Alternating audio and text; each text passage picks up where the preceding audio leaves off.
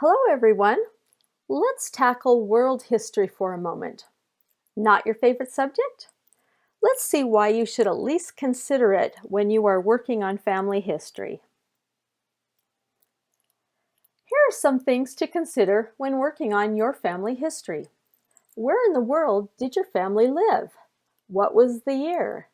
Did that state or country even exist? What were some major events happening in the world at that time?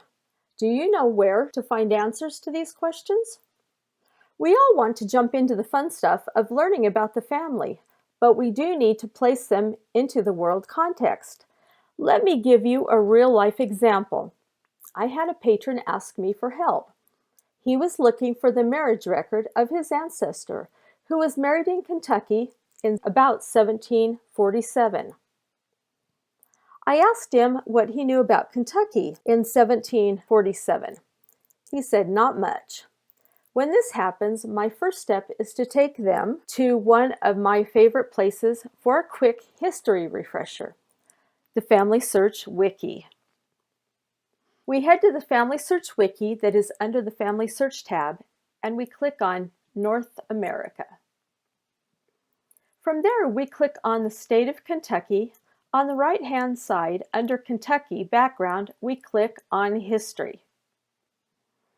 If his relative was married in 1747, it's a little suspect because Kentucky didn't become a state until 1792. So, where was his relative married, and what state or territory was that town or city in?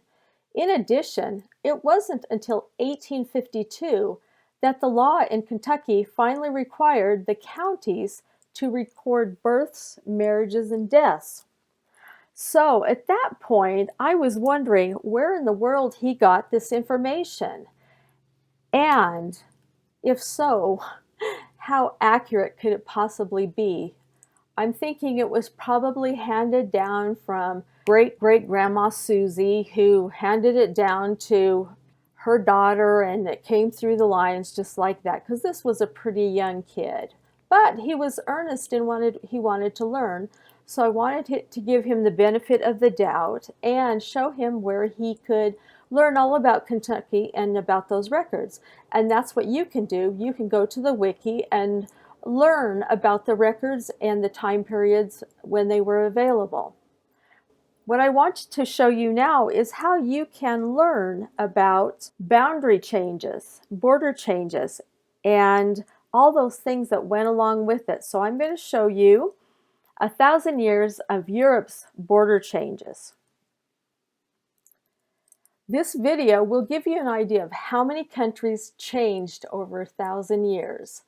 Yes, some of the timeline doesn't quite sync with the changes at the correct years, but what I wanted to show was that borders did change. As family history consultants and enthusiasts, we need to do our best to be aware of what is or was happening around the world and how it affected the records of our ancestors and still affects us today. This video concentrates on Europe, and the United States is a young country compared to Europe. But we still need to remember our history when searching for records. Thanks for watching.